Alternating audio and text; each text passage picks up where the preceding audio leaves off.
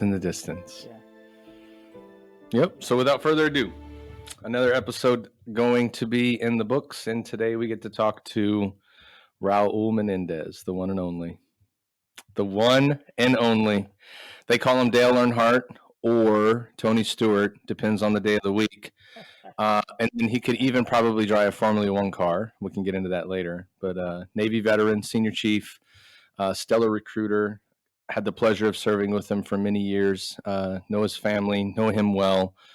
Just super excited to talk to you, brother, and I appreciate you coming on today. Hey, thanks for having me. Thanks for the introduction. You know, That's a funny one because nobody's ever introduced me with a NASCAR reference.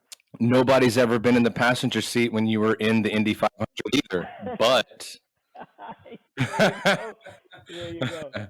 yeah, man, yeah, that was a good time. I've never been on a trip before where I was in the car and like 15 minutes later we were 45 miles away from where we needed to be, and we're like, dang, we missed the exit. I guess we'll just go to Georgia and then go to Jacksonville. No big deal. Yeah, we made excellent time. We're a little early. Do you want to take another? We took a detour and still made it in the time the GPS said that you should get there. It was amazing. Couldn't do stuff like that today, man. Or actually, you could. You probably wouldn't even get stopped today. They just let you keep going. No, actually, I don't know when you transitioned out if your last duty station already transitioned into the little I forgot what they're called, but they got like little trackers. Yeah, there. what I mean is Now like it's in a regular car, in today's, like you and me today in our own car, if you were driving that fast, they probably wouldn't even stop you. They'd be like, we got better things to do. He must be in a hurry. Yeah. Yeah, I think. Yeah, man. So on the tail end of the Navy career, there's another look. You have another distinction in my book, man, and one that like I'm so jealous of, and I'm sure you know what it is. Like, how the hell do you one get to deploy to so many cool places in the world as a sailor on a ship, but then do the rest of your time in the Navy in sunny South Florida? Like, how is that possible? Like, you're the luckiest guy on the planet, man. Or you're that good, right? You're that good. I listen. One, I think we've discussed this Yeah. before on how I feel about luck. Right? There is no luck. Your hard work creates the luck Yeah. for you. And then the people that don't work hard then just label you. Oh well, he must be Oh, lucky. I am lazy. Don't get me wrong. Yeah, yeah. So it has nothing to do with luck. It has to do with busting your butt, putting yourself in a situation. So when the opportunity arises, you're locked in. Oh, for sure. There you go. But on that note, right, timing has a lot to do with it too, and I think that's where I got lucky. I got lucky in the sense of, my first tour in Miami. Um, that was a no-brainer, right? That was MM2, pick where you want to go, and we're going to send you there when you go recruiting. That's when recruiting was high demand. Right after that stage where they were forcing sailors to go recruiting. So that was easy, right? And I said, hey, I want to go back home. And funny, right? Because I chose to go back home recruiting with the intent of getting out of the As Navy. most people do. That was my game plan, as most Yep. people do. And then the recruiters that do well and believe in what they're saying, which leads into sales, right? If you don't believe what you're selling, then nobody's going to believe you Yeah. either. So I honestly believed what I was selling as a recruiter, and I started thinking like, I must be a retard if I'm gonna give this up and get out. I kind of sold myself back into the Navy, and I obviously I reenlisted, went back to the fleet. Then the second time around that I came to Miami was the same thing. I was a MMC, and I chose to go on recruiting duty, and Miami was available. So No. the reason why I was going back to recruiting duty was to go to Yeah. Miami. So there you go. So there goes 6 years in Yep. Miami. Then I left to New York, right? I got orders to New York as an NCC at the time. For the audience that don't know, then I came back to recruiting as an engineer, converted to to permanent career recruiter. Took orders to New York, made senior chief in New York, and I actually, and here's where like I said earlier, bust your butt, prepare yourself, so when the opportunity arises, you take advantage of the opportunity. Um, I had orders to go to Dallas when I was leaving Yep. New York.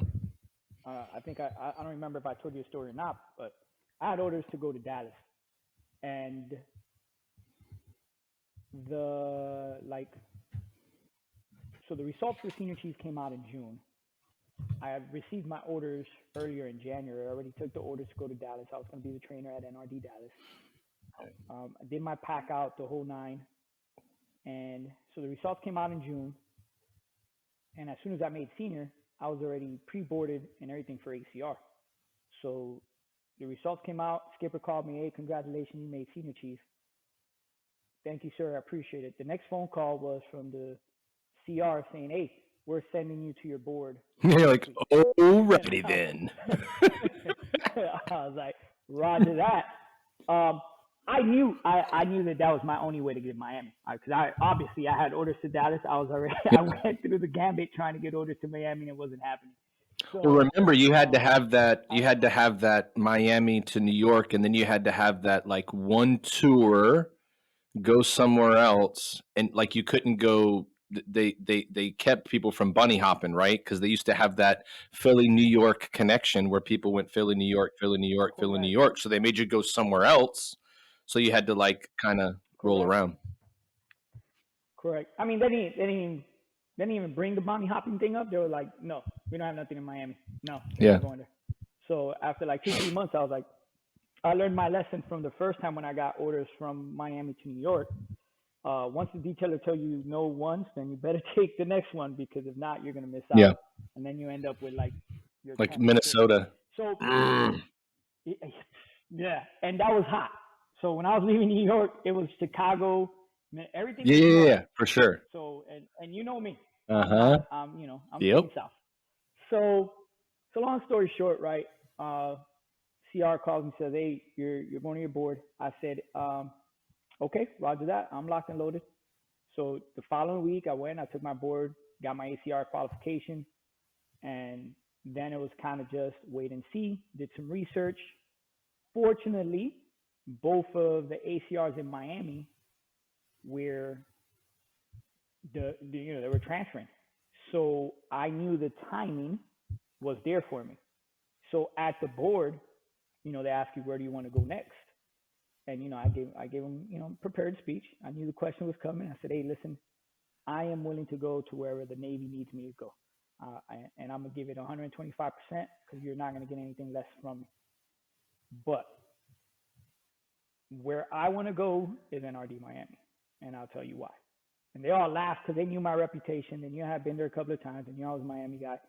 And I said, "Listen, I'm not doing it for me, right? That's just a benefit down the line. But the real benefit is to you guys. Um, Nobody's been there as often as I have. Nobody has ran, from the bottom to the top there. And so what I'm bringing to you as an ACR in Miami is the comfort that you'll never have to worry about that district making go. We will not miss a subcategory. We will not miss anything." So I went with the old Jerry Maguire line: "Help me, Yeah. help you." Help me, help you. Yeah. You want to worry about only 12 districts? Put me in Miami. But with that being said, I understand that there's other districts that have holes, and you need to fill your gaps. But I know that both of their ACRs will be gone. None of them have been slated there. So here I am. I'm just trying to make it all easier for you guys. I'm very selfishness, right? I'm doing this for you. I just want to help NRD, NRC as much as possible. So the whole board, including the Commodore, everybody was cracking up, and they're like, "Get out of here!" I'm like, "All right." So I'm like, "Damn, I hope I didn't tell the board." So Congratulations. that was my spill at the that was my spill at the board. So anyways, fast forward, right? I still have orders to Dallas, and everybody at the command is like, "Hey, do not execute those orders. You're going to transfer. You're going to get a ORD mod. You're going to get an ORD mod. Obviously, you're not going to go there as a trainer no more. You're ACR qualified." And during that time, I kept calling around to the powers that be at NRC, and they're like, look, we still haven't slated. We still don't know. We still don't know. So I'm like, all right. So fast forward, right? I have to move the family out because I have to start getting everybody situated. Fortunately, I already have pack out scheduled, so we packed them out. And the same day that we were making our drive down to Miami, because I was going to drop Tara and Celine in Miami for the summer, I get the phone call from NRC saying, "Hey, you're going to be slated to be out." Look, man, I'm telling you, dude. There's no. I mean, geez, So, and it goes to show you, right? Because you yeah, remember in our yeah, early days, right? This kind of what I'm about to talk about kind of faded out. But there was the Gold Bracelet yep. Club, right? And the only way you're getting orders were by kissing the ring It was the mafia, dude. and what we were what we would call now networking, but it really wasn't networking Yeah, because networking is like when you talk to everybody and you give everybody yeah. a fair chance. It was basically who you know and did they like you to Well, come their there. type of So and networking if they were required blackballing, bottles, I believe. Yeah, bottles, yeah, and not basically. like Boone's So Farm. You had to bring a bottle. yeah, yeah, and us, right? Especially I, extremely. I can come off arrogant, right? At first, and it's not that I was arrogant. It's just that one, I felt like, hey, go out, bust your butt, and earn what you get, not go be nice to somebody just because it's beneficial because they're going to give you something in return, right? If you're going to be nice because that's the right thing to do. And I'm saying be nice because I'm trying not to curse, but it's kiss butt. Sure. So that's how I ended up in Miami, man. And then once I was in Miami, I actually, as we were driving, right, we're driving down from New York to Miami to drop off. I'm dropping off Tara and Celine, and I'm like, hey, listen, hey, we don't have to worry about finding a place in Dallas no more, obviously. But we don't have to worry about finding a place anywhere because we're going back to Miami. So you need to start looking for a place in Miami. I looked at her and I said, you know what? The only bad thing about this is I'm probably going to get out of the Navy after this tour. Because once I was there, there was no more transferring. Oh, yeah, for sure. And that's For what sure. happened. Yeah, and that's what happened. I ended up there.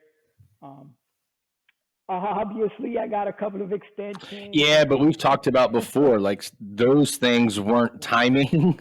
Those things were extensions you probably wish you didn't have to do. The reason you did them, you know what I mean?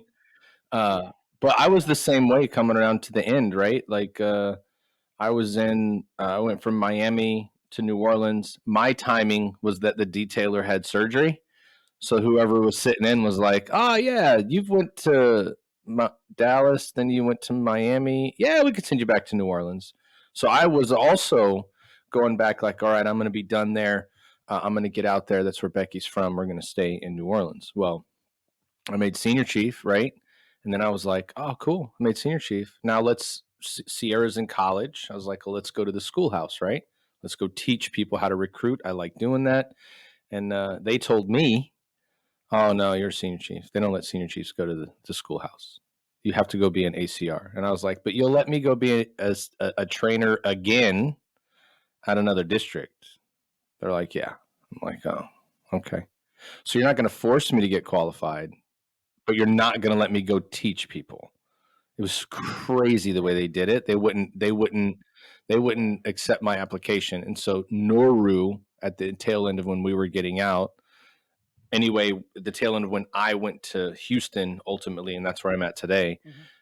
the Noru side was still like what you said before. Like if you knew somebody, you could get there. But if you didn't, it just wasn't going to happen. Which I mean, it's fine. At the end of the day, it worked out. I came to Houston. I was the trainer there. I love Texas. I mean, I'm from Texas. We're close to Louisiana. It kind of sucked a little bit because Sierra was all the way in Tallahassee at Florida State, right? But then she gets Mm-hmm. into a doctorate program in Indiana. So even if I would have went to Noru and I'd have been like, okay, well Yeah. now she's in Indiana. That worked out. You know what I mean?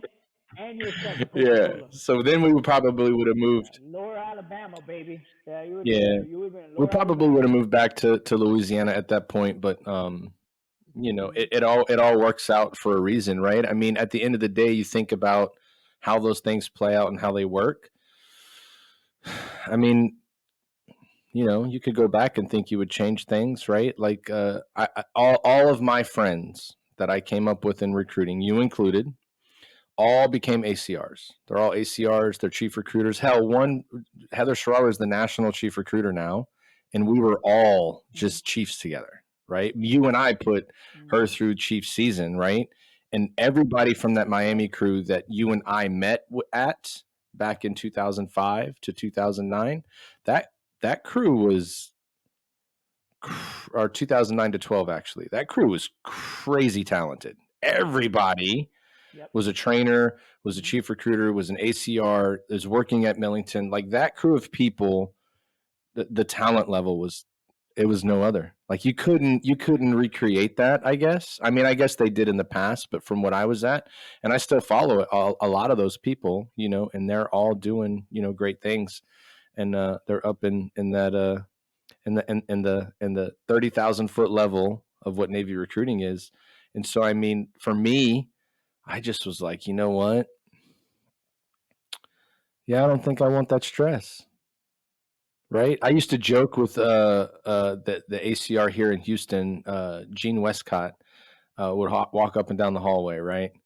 And all the time, man, attrition, you'd have problems with shippers and all this stuff, right? And I would be like, man, that's a hard job. Gene was like, well, we get paid the same. I'm like, no, we don't. No, we don't. I get less recruiter pay than you do. They pay you a whopping $75 more a month to be that good. So, we don't get paid the same. And he used to walk off mad, but I was like, man, just all that. And it was back in that time, right? Transitioning to a new way of recruiting. They're going to go into doing the pillar model, and then you were going to go into what is this one? I was like, man, that's a lot of change. And me being one of those guys from the back, I just have no idea how it was going to work. All right. So sorry about that technical difficulty. It's all good. Happens to the So, best of us. so I know we were talking about the team we had in Miami. So the thing that I remember the most is that team in Miami, they're all over the country. They're doing big things. They're leading the future of this recruiting game. And I remember a couple of people we worked with. Jerry Alchin's one of them. That dude Mm-hmm. was like, one day I'm going to be the guy up there making sure that this stuff, kind of runs through. And I always used to be like, whatever, bro, whatever. Yeah.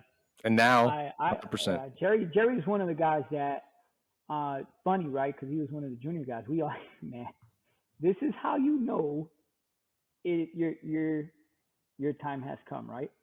When all the guys that all the sailors that you put through the season, especially for us, as chiefs in the Navy, Yeah. right, which is a big deal for all the other services that are listening or whoever else, for all the people that we put through initiation, when they start making mass chiefs and so forth, you're like, all right, A, I took a stand somewhere, right, Yeah. that wasn't conducive to the growth in my career, and B, all right, it's time to pass the torch. And you know what? And Jerry's one of the guys that I respected a lot coming up because he was such a smart individual. Oh yeah, dude. So Yes, all the time. He was always thinking of the next move, right? Like I got to go from Miami. I came to New Orleans from Miami to be the trainer because Jerry left a little bit before we did to go to the mm-hmm. schoolhouse to be an instructor, and then once I got to New Orleans, maybe a year after I got there, Jerry was there as the ACR in New Yes, Orleans. So I got to work with him as an ACR too. It was just and it was no different than how he ran as a zone division. supervisor, Yep. DLCPO. He did everything the same, and it Yep. And was I tell that to all our guys coming up in the industry of recruiting. Um, the way we have it set up, it just you're widening your scope of how many people you have working under you. What how you do it doesn't change. hmm It's just you got to spread yourself, the ability to spread yourself a little bit more yeah, across more sailors, and managing that. But the day to day business and the training part doesn't change. It doesn't change. So for your sure. I core mean, kind of stays the same. with him, I'm sure from a recruiter to an LPO to a DLCPO to an ACR to a CR to where he's at now, he hasn't changed how he's done things. No, Because I don't know. It's like football, man. If you run the route properly, that's his thing, right? That's Jerry's saying. Just run the yeah, play. run the play, Yeah, run the route yeah, run the properly, run play. the play. If you run the play, it's going to Mm-hmm. work. We're going to Yeah. practice to run the play every day. And all the training he did was to run the play. And it was his Mm-hmm. playbook. He had the same Yep. PowerPoint. I mean, I don't know how many people ripped that. I ripped that thing off like crazy. Yeah. And Absolutely. and Absolutely. it was repetition and going forward, you know. What was Mm-hmm. really interesting to me though is when I would meet people from other parts of the country or whatever, you know, guys that they were awesome in their mind, right? And you would show them the PowerPoint and be like, "Yeah, man, this is how it works." They'd be like, "Oh, that's Mm-hmm. okay, but that's not going to work." And I was like, "Bro, do you not realize I've seen 3 years of success on this thing, and I wasn't running it, Mm-hmm. and then I did Yeah. a little bit of it, still didn't do it to the way he did it, and it worked." They're like, "Yeah, whatever." I'm like, "Okay." And then they would Yeah. start teaching how they do things, and I'm like, "That's just a bag of garbage you threw into the dumpster, dude. What are you talking about?" You know, because it was Yeah. never thought out, and a lot of people would their success hinged on their raw talent, right? Like I run out and I got this raw talent and I can make it happen. Mm-hmm. And in a lot of cases, those guys overwork themselves because they would have to make it happen even after they went up into those higher levels. Whereas Yep. I remember working with Jerry's like, I don't want to do anything. That doesn't mean I Yep. don't want to remember how to do this job. That doesn't mean I don't want to be good. But he's like, if I've got to do it all, then I'm not And doing why? my job. Yeah. I was like, damn, that guy's smart. And it was always Yep. so simple. I used to laugh. Jerry would be like, really? All you got to do is make that phone call. I was like, you dick. Like, really? Like, it was always simple. Like, I remember, funny story with Jerry, like, when we were in New Orleans and I was the trainer, we would go to Noru and we would do production meetings. So me and Jerry go to Pensacola. We rode together, and because me and Jerry had that history from Miami, there was times where people would walk up in New Orleans and ask Jerry, like, "You guys are really going to ride to the production meeting together?" Jerry's like, "Yeah, why?" Like, we thought you guys hated each other just because we would, you give Go each other at it so much at stuff, work. right? Yeah. So Jerry used to laugh at that. But then we get to Pensacola one day. We're going to check into the room, right? We're standing at the counter, and this freaking dude goes into a line. He gets through quick. Jerry's the luckiest guy on the planet anyway, because it just happens, right?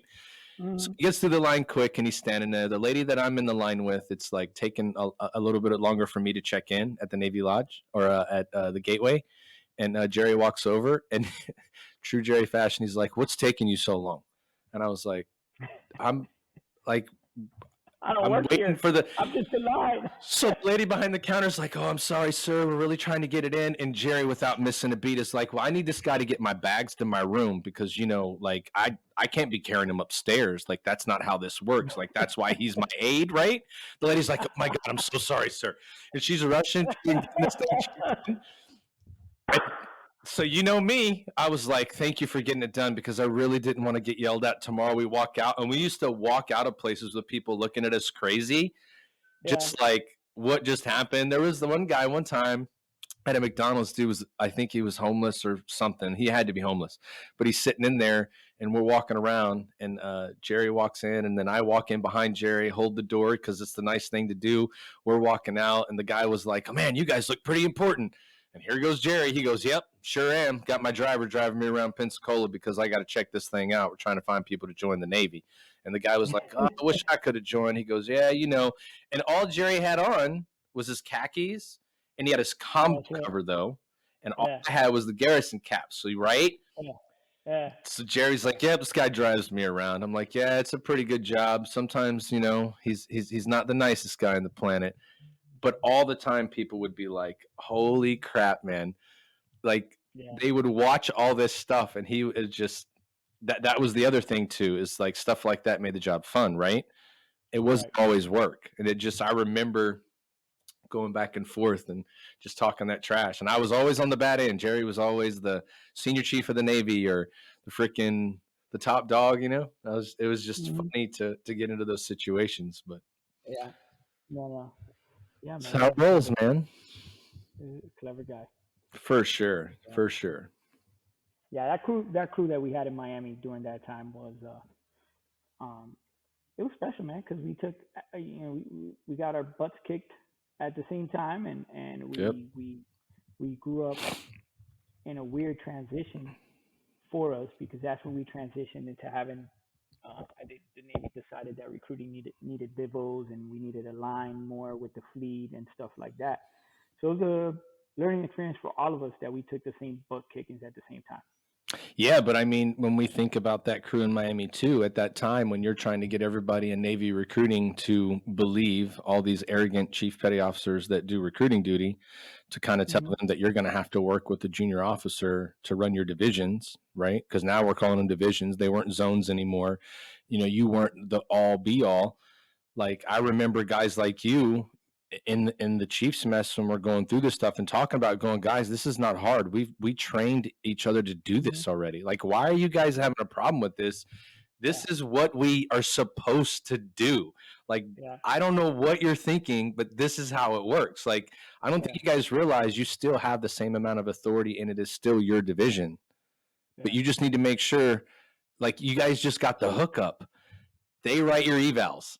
They do all the paperwork. You know what I mean? Like all the administrative stuff has been taken off your plate, but for whatever Correct. reason, like they didn't want to give in, right? Like they were giving up something. It was You, crazy. you know what it was too. In that sense, I think I had a little bit of a head start since I did some time on the fleet as a chief and Yep. got to work with divos in the fleet. And a lot of these rock stars that we were working with, they converted to the community as second classes, so they never got to experience. Right. Well, Yep. you're a complete different case with like 2 days of sea time. All right, and that's because we did training one time in Jacksonville, and that was it. Look, But man, I took a um, lot of tours on Navy ships. I don't know what you're talking about. yeah, all those Navy weeks. I went to Fleet Week in Fort Lauderdale a couple Yeah, times. all those fleet weeks. I slept on So, a Navy ship during Chief season. I don't know what you're talking about, bro. I've been underway. eh, Kind no, no, you have not been on the way. You've been on a ship. Hey, you want to hear something funny? Yeah. Cole's friend called him the other day and hey man, spring break senior year. My parents and I they were going to California. Well, they were like, nah, I'm Mm. gonna do that. Cole, we want you to go on a cruise with us. So Cole was like, Dad, what's it like to go on a cruise? I'm like, I don't know. No. Call your jeez. Dad, you You're asking the Navy. wrong person. Dude, I've been on as many boats as you have in the Navy, dude. You were there every time we took a tour. What are you talking about? He, and he would just laugh. I was like, I don't know. I guess Let's it's gonna YouTube be it. I fun. don't know. Let's go look on YouTube. And I meet all these VFW guys, man. And it's just like it was in Navy recruiting, dude. I'm like, oh, I was in the Navy. They're like, what was your rate? I was like, well, I was an EO. And they're like, oh, okay. I said, and then I became a recruiter. They're like, what? I'm like, yep. And then I joke all the time. Ty Cobb on our team, he's got Has more more sea sea time time than than I you. do, bro. Yeah. And he's in the Army. Yeah. Hey, man, don't hate me, dude. I did what I had to do. I'm not. I'm not. I'll talk about him. You found the trick uh, to doing that. I will tell you this, bro. Yeah, You missed out. You missed out on a very um, no doubt. I man, I miss being on the sea. When I came to recruiting, I missed being out to sea. That's something I did miss. Yeah, The I mean, hard work, I all missed that. out on all of that, going to ports and being on the water and Mm-hmm. being on the boat. Like 100%, Yeah. I did miss out there. However, I did pick up some pretty good skills that I couldn't have picked up if I was out there, right? Like being 100, CBs 100%. and pouring Yeah. concrete and learning how to do construction, and like I Yeah. got to do all that. And then, to be honest with you, being in recruiting for as long as you and I were, although the Navy doesn't prepare you to get out very well, like they prepare you to do your job, they prepare you to be trained, they prepare you to go to work, like do that very, very Mm-hmm. good. Transition could get better, like they're getting better. Uh, Mm-hmm. but because we were in recruiting duty, what base were you by most of the time? That'd be none. Yeah. Who did you Yeah. have to network with? Civilian people. Like we Mm-hmm. got to live as much of a civilian life in the Navy as anybody Oh, could, and it kind of helped. 100%. Yeah. 100%. I 100%. do. I miss it. My brother was is a retired chief as well. He's a bosun mate. He talks trash all the time about all the boats he went on and all this cool stuff he Mm-hmm. did. And I was like, "That's cool, man. I hope it was fun. Mm-hmm. It's awesome." Yeah. By the way, he Yeah. retired as a chief. Just saying. And then he gets mad, Yes. right? Because he's my brother, so I got to mess with him. But I do miss that I didn't get to do that sometimes. But I also, man, wouldn't trade doing what I did with the Your CBs career either, path, man. yeah. Yeah, Yeah, it your was career awesome. path that you took, yeah. Yeah. And it's one of those things where it's like, yeah, that I could have gone a different route, but I don't regret the route that I went. Yeah, I mean, like for you either, right? Neither one of us, anybody, Yeah. it's every single person that ever does anything and does it for a long period of time. What you choose to do in the beginning of that journey is going to make you who you are, right? Like for you and I both. If 100%. I wouldn't have been a CB, that means I wouldn't have gotten to go to the recruiting duty. And if I wasn't a CB, I Mm-hmm. would have never met my wife. Like all of the things that have been great in my life came from what I got to do. I like that people give me shit about it. I think it's so funny. And I'm just like, that's cool, man. I mean, don't be mad Mm-hmm. because I didn't do that. You remember what they told you, right? They told you in the Mm-hmm. Navy, choose your rate, choose your fate, bro. I Yeah. just won the lottery. Mm-hmm. Don't be mad. And they would laugh all the time. I used to give all the chiefs a lot of stuff because I'd wear brown shoes, right? I was a brown shoe chief, Mm-hmm. and they'd be like, "You in aviation?" I'm like, "Bro, I flew on a plane to every deployment. That counts, right?" And they used to like get so mad, man. It's like Yeah. whatever. It's cool. Yeah. You got your brown shoes? I do not. I never put on brown shoes. Black, bro. Yeah, but check this out. Do you know how ironic that is for me to hear you like, "Oh, I'm not wearing black shoes. I mean, I'm not wearing brown shoes." Because I know I don't know you, why. and I know how I, you match in fashion sense things. I And do. I you do. brown You know, shoes. I went through a phase where I was like, damn, do I really want to get the brown shoes and rock the brown shoes? It'll work better with my briefcase, blah blah blah. And then just something inside of me wouldn't let me.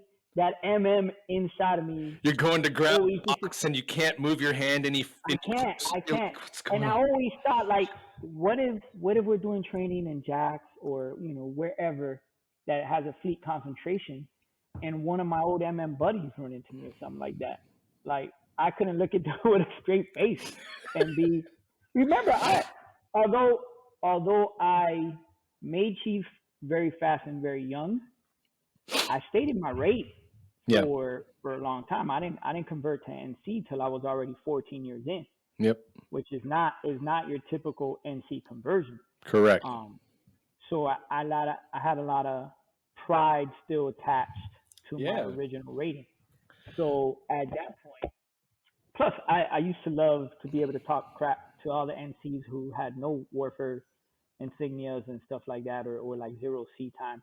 And because of assumptions, and I was at NCC, everybody assumed that I converted, and I was at the time I had a little bit more hair and I looked a little bit younger, and so everybody assumed that I converted as a young MM2 or MM1. But when I tell people I converted as an MMC, they're like, now I understand. Yeah, yeah, yeah. Yeah, because the way you approach things, right? Yeah. As a fleet chief, Mm-hmm. to analyze the situation and not just jump to Mm-hmm. conclusions. Because a lot of those guys that we came up with jump to conclusions pretty quick, and that's the thing. Like when we would go through chief seasons all the time, um, on joint bases, right? And people would see recruiters that would make it, and let's say you had some chiefs that would come to your command that were the NCCs, new NCCs, or chiefs for 1 or 2 years. It was amazing to see the light bulb come on. Like wherever I was at, I would talk to the CMC and say, "Hey, look, I want you to understand that a lot of these chiefs that come in here that are NCs, these Navy counselors, I hope you understand a lot of these guys converted as a second class to be a recruiter, which means they were never an LPO at sea. They never were a DIVO or a DLCPO in the fleet. They never had first class leadership out to sea. Like the most they were was a work center supervisor. So now we're taking them from a work center supervisor to being a Navy leader in the Chiefs mess, and you guys are trying to treat them like they've had all the training that it takes to be in the fleet and be a chief. Like you got to understand there's a difference." And here's the biggest takeaway from that, because that's an excellent point. And all those are valid and true. But the one, and I think you didn't mention this because you didn't have this either. When you're out in a fleet concentrated area, in your junior portion of your career, your relationship with a chief is very minimum, right? That chief Correct. has to be like way on it to have any real impact to E3 or below, E4 or below. He's gonna have that chief impact, right? You know, chiefs in the space, or whatever chief says, we're gonna do it. Some of them have more rapport and whatnot. But as you get into the E6 realm, and now you start looking for mentors to help you to take that next step, get your package ready for board, and you start interacting with the real chiefs mess, right? In a fleet concentrated area Yeah. where all the chiefs are there, and you could really say, man, I want to be like that chief, because you see them interact and you hear from his other sailors, because these guys, when you're in a fleet concentrated area, remember all the E6s are eating in the mess together. They have on the ships, they have their own E6 mess, right? It's not as fancy and as big as the chief's mess or the wardroom, but most ships have a E6 mess. So they're all talking to each other. They're all interacting. They're all cross rating, you know, with each other, and they hear about the other chiefs. So they really know what the chief's mess is, and they get that real mentorship from all of them. Because a lot of times as a chief, I would come and eat in the mess, just to shoot the crap, right, with the sailors, to interact more with the sailors. I also did that more because I was still of blue shirt age. I was 27, right? So I still had a lot in common with them. So in the recruiting environment, that's one of the key ingredients that these guys don't get because of distance, right? The first Yeah. classes, yeah, now with technology, they have their chat groups or whatnot and they talk to each other. But that in, boots on ground, daily interaction, unfortunately, because of geographic distance, they don't get that in recruiting.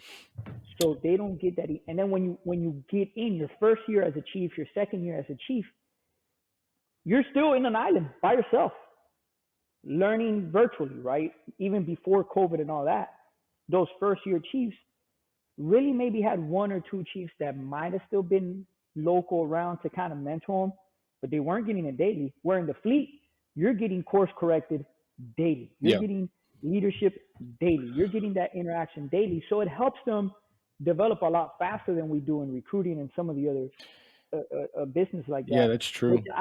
I think to your point when you were talking to those CMCs, like, hey, these guys are NCCs. The fleet doesn't realize that, right? We're blind. We don't we don't see a past. We don't see a future.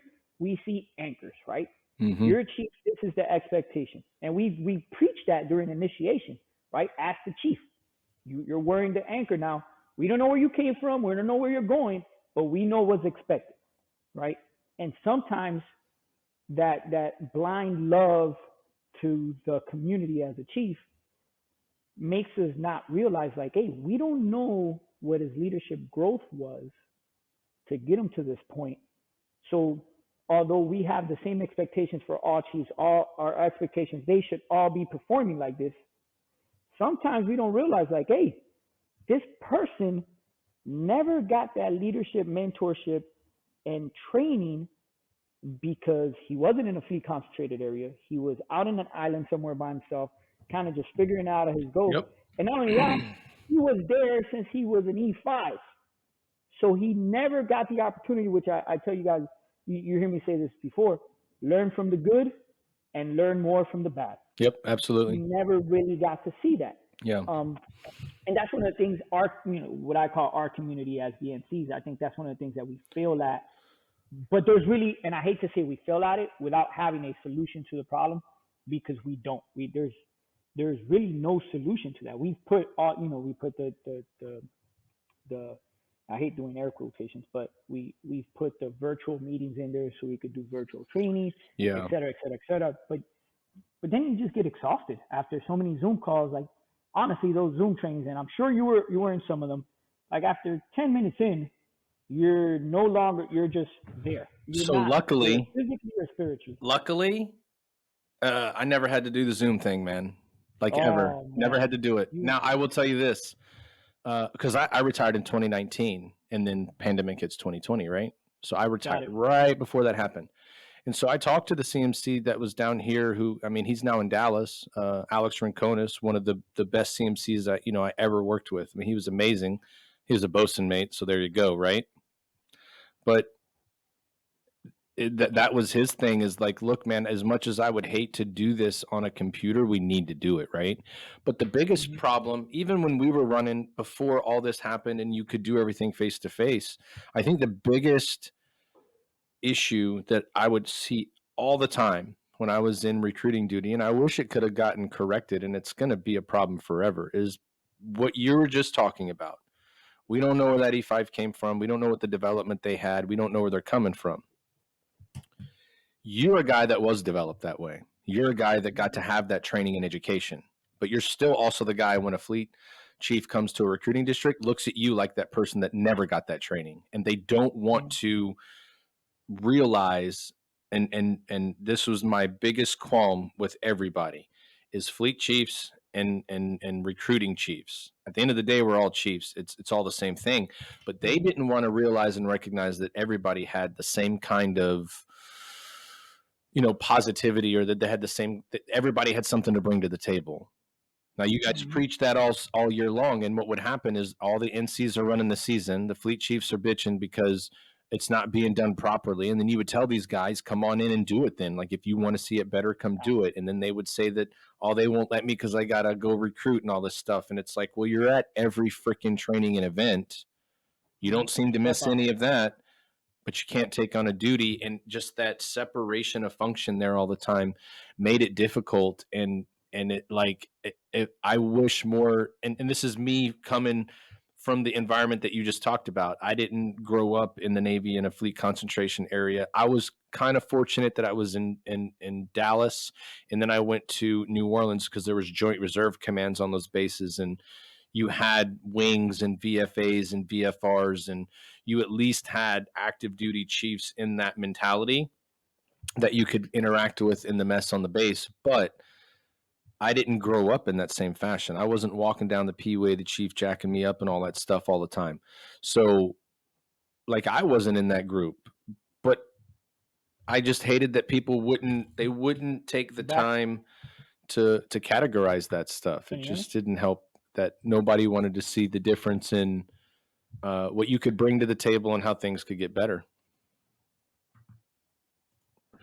So yeah, I was just saying, I wasn't the same guy that was in the realm that you just described, about growing up in that fleet environment where you got that training and education on a daily basis.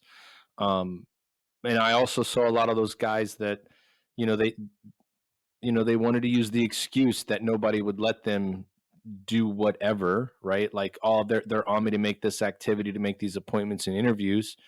And then you would see them at every event, and you're like, come on. And then they would be over there bitching and complaining, and all the fleet chiefs would be hanging out over here, and you'd have all the NCs over there hanging out. I Yeah. used to be like, God damn, I feel like I'm in fucking high school again, man, where everybody's got their little clique, and it wouldn't work out.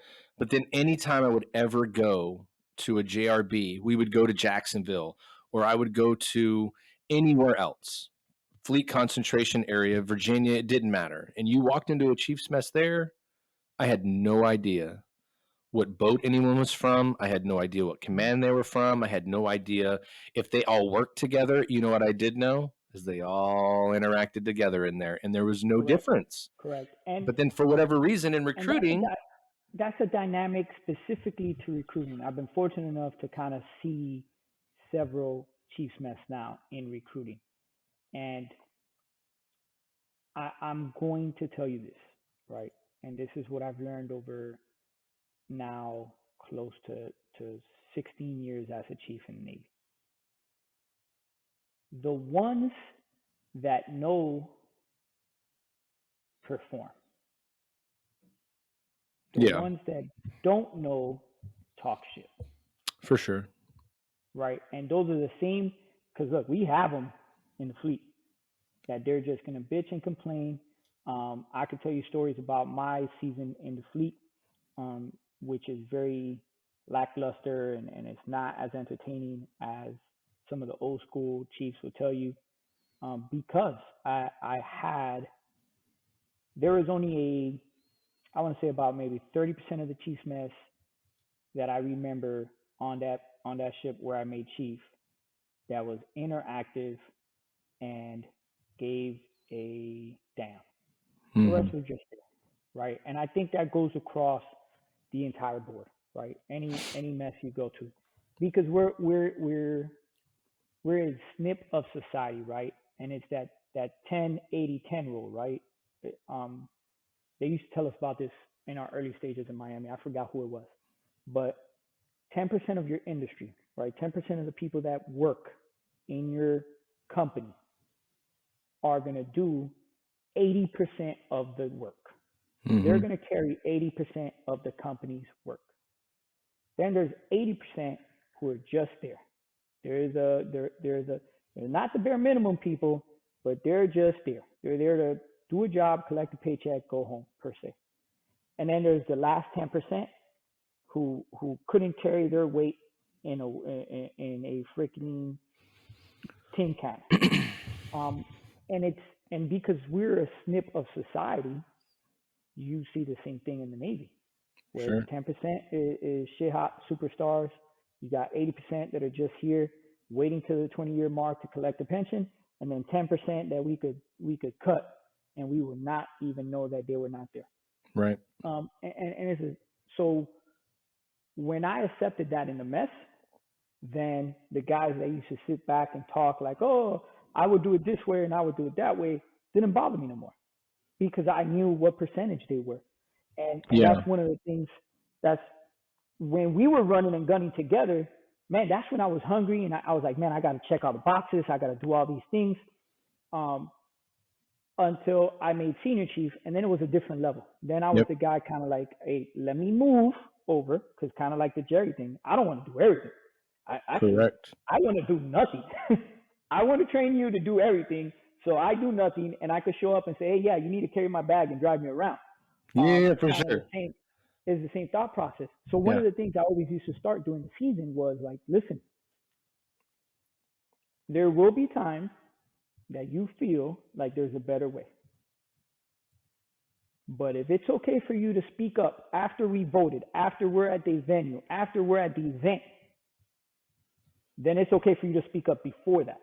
Yeah, for If you're sure. not one of the people speaking up in the planning phase, your opinion means absolutely zero to me after the execution phase. Yeah, I used to do the same thing in You Houston. We know? would do our pre-briefs to the season, right? And we would be in the room and I would start the brief and say, I'm going to tell you what's on the plan. Everybody knows a plan can be changed. We should know that Mm-hmm. because we do them every day in recruiting duty. However, after we vote, if any of you decide you want to have an opinion, I'm just going to tell you to get the F away from me because I don't have time for your opinion because you wouldn't Mm-hmm. give it here. So if you want to see something that you think would be great, bring it up. So kind of the same thing, right? Like Yeah, after the fact is after the fact. We ain't changing yeah, anything after we lock it in. yeah. And look, not so it doesn't get taken out of content, because I don't want people hearing this without content say, well, these guys, they never cared about opinion and feedback. No, no, it's completely the opposite. There's a difference between, hey, we kind of messed this up. Let's take this route. Let's call an audible. I'm all about that. For sure. The people I'm specifically talking about is the people that are sitting back and won't even call the audible. They are just there to say, well, I wouldn't have done it that way. Well, I wouldn't have done it that way. They're No, your yeah, they're nobody, your no, nosy nobody ants. knows. Yeah, nobody knows how you would have done it, because when it was time to stand up and come up with an idea of how to do it, you didn't do it. Well, it also So, makes sense from what you were saying earlier. Like, what if I remember back? Like, if you go into any of those messes in the fleet concentration area, who's in the Chiefs mess interacting? It's mm-hmm, the performers. The people that don't perform correct, don't hang out in the mess. The people that don't correct. perform aren't there sharing ideas and talking. Like I just people talking through. And I used to hear all the time going through like the season and becoming a chief and being a chief, like, oh, in the mess is where you handle issues and you can get ideas and people can help you. Mm-hmm. And when you would go around fleet areas, you saw that all the time. Like, man, I got this Mm-hmm. issue. I don't know how to handle it. And then some other guy comes up to talk to them. And then you find out later they have no idea who each other are and they don't work together. But we're Mm-hmm. in here, so let's get it done. It was Yeah. amazing to see it work proper. Yeah. I will tell you this, man, because I don't want to make it seem like the recruiting mess is a mess, right? Because it's not. Because I've been fortunate to to when I first got to Miami as an ACR, we were 13th in a region of 13 districts. A lot to do with the way the command was led. Sure. Um, and I got there in a time where there was a lot of transition in upper leadership, including myself, and you were able to see how it went from what used to be a very divided mess, where you were speaking of, fleet chiefs and NCs, to where both the CMC and the CR were doing their due diligence to course correct that. Mm-hmm. And you could see the interactions and you could see them coming together, and and for a long time the success at NRD Miami, I give it to the mess, because the mess came together and we Oh, were for sure. a very fine. Same Yeah. thing in when I was in New York. Plenty of times, right? When it's one of those behaviors that you have to crush immediately. Plenty of those times, and I remember Mass Chief Singh, right? Little guy, about 5'4", maybe giving him 2 extra inches in life. We were in there. I had just got. I must have been maybe 6 months at the command, and I'm just sitting back in my typical arrogant behavior. I'm not saying nothing. I'm just watching, trying to figure out who's who in the zoo, and adding my input as needed. And all you have to do is sit back for a couple of seconds, and in a mess of in a mess of alphas, who's the real alpha and who's just there because they want to act like they're alphas. And people started talking, and one of the fleet guys immediately made a comment of, well, that's why I don't like being here, because NCCs will never understand. And little Matt Chief Singh got up and smashed him. He says, a lot of profanity was involved in the statement, but when you ad-lib, it was like, you're the problem. You're the reason why you feel that there's a split mess where there's fleet chiefs and recruiting chiefs. And you need to get that out of your mindset and understand that we're all chiefs with different life experiences. Well, and that's the point, And, right? and if you don't Everybody get has that through your something to head, bring. yep. If you don't get that through your head and understand that he's looking at it from a different perspective than what you are, with different experiences of what they've seen successful, don't come back to any of our mess meetings. For sure. It's And that I simple. think like I've had CMCs that did the same, and yeah, Mm-hmm. granted, we're talking about division on what it was, but there were plenty of times where, Mm-hmm. you know, there was a lot of cases where when you saw um people figure it out, like they realized as recruiters, we have a special kind of skill set. We need Oh, to do for all this sure. stuff for the season. Don't worry, bro. For sure. Donations are on the way. And then Yeah, those other for guys, sure. their hustle for like the naval history and heritage training and all that stuff. Correct. Like when you meshed them together, oh, dude, it was Correct. amazing. Correct. Correct. Correct. 100%. Yeah, And and that's. people like that Miami mess that I was a part of in the beginning, right, Mm-hmm. was like that. Mm-hmm. And I think a lot of that is credited to Chris Rudolph, right? Because Mm-hmm. Rudy was like, "Listen, man, I don't give a shit where you came from or what you did. If you were in these anchors, we're here to do the same thing." And so he was a Correct. chief recruiter that was different from a lot of people, where he Mm-hmm. was like, chief stuff is important to him. Like it was Correct. really important to him. And you Mm-hmm. didn't meet a lot of people like that in recruiting because, so everybody knows, it's a high stress job. Like when you think about Mm-hmm. it, you're manning the military to keep the country free. And so there is a Yeah. stress level and a priority to that. Uh, Correct. but there was a few people like Chris Rudolph that were like, look, man, this chief stuff is important. You've got to do it. He may not Mm-hmm. have been at every event, but he made sure that the people that were in the mess participated. Knew that it was okay to be there, and that Absolutely, there was all the no time. repercussion for But he being there. also had one of the better CMCs I ever worked with at his side as well, in Don Massey. Those two guys got along so well, and Correct. they played off each other well. And here's the other part that probably helped that a little bit is that Don Massey had been a recruiter before. Like, he understood what Correct. recruiting was, He and he was a understood the grind. really good recruiter. Yep. So Yep. he knew the grind, he knew the hustle, and he knew Mm-hmm. what it took. So anytime Don Massey would be talking, I remember Don Massey in Chiefs meetings going, "Hey man, aren't you behind for the month? What are you doing here? You need to get out of here and go to work." And I was like, "Oh goodness." The CMC's telling, you know what I mean? But he like, that's where that magic comes together, because Yeah. everybody Hey, understands. I remember being at HQ and hearing him in the background. Shimei, pull alongside. Yeah, dude. Yep. Somebody's about to get the business. Yeah. The business, or you're about to get mentored for a bit. Yeah. Yeah. I Yeah, remember man, that. that guy was awesome. I loved him a lot. He was Mm-hmm. and again, like, that whole, it was, Miami was my best Part of tour, part of bar that too. Yeah. none. Yeah. For recruiting, for family life, for all of it. Like that first part of that recruiting tour. When I got in there, I was working as an LPO, and then Rudy gave me We the both shot to were. be a, yeah, for Yeah. sure. And We then I both got were. I the shot remember to be a DLCPO, and then you moved that. up into that, and then we got Hutch came in to be the ACR, and then you had Mm-hmm. Rodriguez come in to be the ACR, and those two guys were analytical.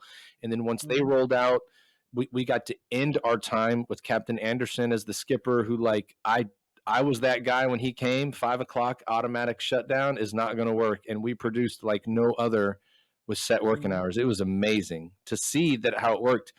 But the thing that made that work, again, it was, I mean, the fission was working on that nuclear reactor, because everybody involved in that decision making ability was willing to try new things, right? Everybody was Yeah. willing to try it out, right? And put it as a priority. And that's where I really saw the Chiefs mess function, right? It was, okay, this is what we got to do. We're going to go do it. Everybody's speaking the same language. A lot Gotcha. of us were like, "There's what is about to happen?" But when you walk out, like, we got to go to work, and so Yeah. again, it just taught me a lot. It was good. I loved Miami, dude. I think I tried to call you when you were over there and go, "You guys You need a should have came trainer? back for I'm another willing to tour, come bro. back." But you know, it's good times, Yeah, man. buddy. Yeah. I miss it. I do, and I don't miss it, if that makes sense. I was talking to one of my buddies, David Brody, yesterday, who's about to get out, and he owns right now a consulting company, leadership development, stuff like that. He's also in the mess, and I was telling him, I miss handling problems, man. It breeds you, you and I were the ones that developed this line, and I used it for the rest of my career. Right. I remember from all the issues that running metro divisions, Mm-hmm. you prepare yourself to go conquer the recruiting world wherever you go, Yep. because you have to be diverse in how to overcome issues, right? And I remember you and I, we were at a point where every day it was multiple issues after issues after issues, and somehow we came up with the line like, so what do you do for a living? And basically, I just tell grown men what to do all day, Yeah. and that was it. Like that was, and and it was our sarcasm, right, that brought that up. But in Yep. reality, is what you just said, is you miss being able to troubleshoot and handle issues that are at a completely different level. Because there's one thing when it comes to construction and engineering. If there's an issue, right, there is a text manual by the book. Here, how you solve that. The reason why Yep. you're having this issue is because there's specific spec that you know is wrong, right? When you're interacting in a sales environment with humans, there is no manual, right? Right, There and is, that's the point. And I was making yeah. the point to David yesterday of, like, the problems that I'm talking about are, when we handle problems, and there were problems, right? And Mm-hmm. call me old, call me that guy. You can call me whatever you want. But when I look around today and I see a lot of people saying they've got all these problems, I mean, your problem is that the grocery store doesn't have organic beef. Your problem is that you can't buy the brand of toilet paper you want. Your problem is that you're waiting for that new $90,000 car to come in that you're willing to overpay for because there's a chip shortage, right? When we handled problems in the Navy, it was sailor issues, family issues, pay issues. Got a new baby that needs the exceptional family member program because they just need help. Like it was worth it to handle the problem because it was a real problem, right? And then I come out to the civilian side and everything's a problem. And that's why I was telling David, like, that's what makes me miss the Navy. Not that I'm saying that people in the civilian part of the world coming out of the Navy don't have problems. They do, 100%. But the reason I miss handling problems in the Navy is because I could call you. I could call someone else and be like, hey, man, I gotta figure this thing out. And immediately you and I had the same interest and the same end result. Yeah, we both wanted to get it done because it was to the benefit of the sailor, right? Whereas out here, like, who are you going to call if you got a problem? Negative ghostwriter. And I find so many people that it's almost like I got my own problems to deal with. And I remember in the Navy, man, I did too. Yeah. But that was our job, right? But they didn't matter. To solve problems and tell grown men what to do every day, which is basically a smart ass way of saying, I'm here to solve your problems and help you through it. But I am kind of telling you what the hell to do every day. Oh, for sure. And I still use Rudy's best line ever to me. Like, it stuck with me forever and it still handles now. Bad news doesn't get better with time. So if you want to think that you can hold on to it, go ahead. But the longer you wait, the more I'm going to put my 25-inch bicep up your butt and let you know that you did wrong. So, hey, he'd be like, playing with those glasses, it's better just tell me right now.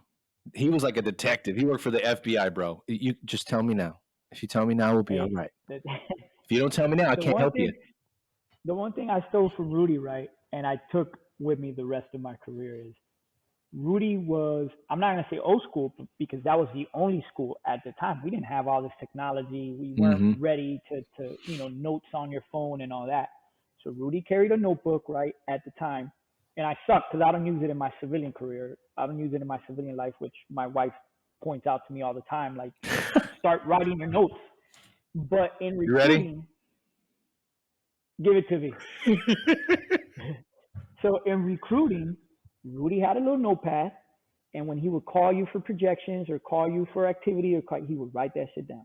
Stenopad. Every day. Yep. Every day he would write it down. And I physically was there. I was at headquarters for it. It might have been one of those weeks where Rudy had a wild hair up his butt, and he was like, "Hey, Division 1, 2, 3, you got to drive up to HQ to DPR in person." Yep. Which I enjoyed so much. Yeah. And I happened to get there early, beat the traffic to try to beat the traffic out, right? And Rudy was on the phone with one of the Tampa guys, and the Tampa guy was like, "Oh, well," and Rudy's like, "What do you mean? You gave me A, B, and C." No, I didn't. That's not what I said, blah, blah, blah. He's like, "No," and you hear him flipping through the pages. Yeah, on Thursday, the 23rd, you told me A, B, and C were going on deck. This is where they're QTs. This is where issues. Don't tell me you didn't. And then now you see him backpedaling like, "Oh, but well, yeah." And I was like, "That's brilliant. Just write it down." And here's the other thing too. Just tell me you ain't got nothing. He'll be all right. He'll get in your butt. Yeah. But he'll be like, I'd rather you be. That was the thing. Be honest. Bad news doesn't get better with time, and just tell me what it is. But what did Don Mass used to be like? Just tell me what a TI is. That's all you got to do. Yeah. And if you just do that, you're fine. But a lot of people want to try to BS Rudy, and you're right. And so, again, that's another example of that's how Rudy ran a recruiting station. He wrote it down. That's how he was a DLCPO. That's how he was. And when Rudy came up in the game, there was no ACR. You went directly to be a chief recruiter. ACR. Yep. Yeah. And so he was like, hey, even when I was in New Orleans, because Rudy was in New Orleans with me too, same thing. Man, those chiefs over there had no idea what was going on. Yep. Because when I got there, I told all the DLCPOs, man, I was like, y'all better get y'all stuff together. Tell you right now, you better not give him some information that is not correct or not something that you can send to him after you tell him. They're like, what do you mean? I'm like, you better make sure that app log's good. I'm telling you right now. 3 times a week, you're sending that app log to Rudy, and it better be updated. They're like, the art Yeah. tools? No, no, no, no, no, no, no. The one that you Nope. hand write. He ain't Yep. taking no computer generated app log. He wants to see your handwriting in it. And they're Yep. like, but the manual says that we can use. I was like, you can say that to him. Yep. Go ahead. Tell Rudy that Yeah. you could use Yeah. the Let me computer know to how that type it. works. Yeah, Let me let know me how know that how that works works out out for you. And so it was, but when I learned from Rudy and just going on, bro, right? Like, I mean, honestly, right? You gotta, for you. every day, look, let everybody see how it rolls, man. Just from the beginning of the day to the end of the day, right? Like, Yep. technology's there. You can use it. You can be on the calendar. I'm just old. I'm that guy Mhm. now. I'm telling you to get off my lawn. I'm telling you that you're going to chip the paint on the front of the house. I'm telling you that you're going to let all the AC out the house if you open the door too long. I'm just setting my ways. Like, for me to write it down keeps me straight. I don't know any Yeah. other way. I've tried the computer, man. Doesn't work. You remember back when they made us do the computer ones and it all had to Mhm. match and it had to be crazy and had to be switched up? Like, that was the biggest pain in the ass. It was. I remember that. But yeah, Yeah, man. buddy. Good Well, times. it's been good, but we both have this thing called work we got to do today. Otherwise, we could Yeah. stay on for a lot longer. You stay on all day talking, man. For sure, I man. appreciate you having me, Matt. It's been a great time, bro. Oh, Good time taking down memory lane yeah, man. We're gonna do it again. 100%. for sure. 100%. Maybe we'll, And so maybe we'll, everybody knows. focus on the new careers. You know what? I don't think I don't really talk about the new career in this a whole lot. I like just talking about the old like memories, man. But we can talk about the new one. But everybody knows that Raul, for real, this time is going to retire, guys. It's happening. Yes. I know he's doing it on April 1st, Yep. but And it's for real this time. it is a double pun, right? It is a double pun for those of you guys who have not been in the Navy. Yes, April 1st is April Fools, Yeah. and I've been up for retirement twice, and both times, Brett Favre um, did 100%. yeah, 100%. Yeah, Brett Favre did. But this time, no. This time is a go. Unless Heather Sharara is listening, I know CR in Miami is up and open for business. No, I'm just kidding. Yeah, But right. April Fools, no, yeah, it's 100%. Retirement will be April 1st. Look, As a matter of fact, as Tara comes around the corner. uh, Oh, retirement will man. be April 1st. And I forgot, man. I got to post that somewhere.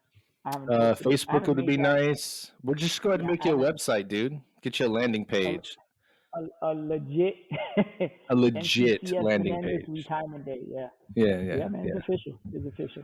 Don't forget. So, yeah. But yeah, man, again, it was great talking to you. I appreciate it. We're going to get it thrown up. And matter of fact, if you want to get funny about it, as Get it we made to talk, planner. Mm-hmm. as I look at my planner, Mm-hmm. we're putting you up the week of your retirement on this thing. So people are going to get to hear you talk and do things on the 28th of March is when this one's going to go up and moving. So when everybody's listening to this, Raul's like getting ready to get married again, but like retired.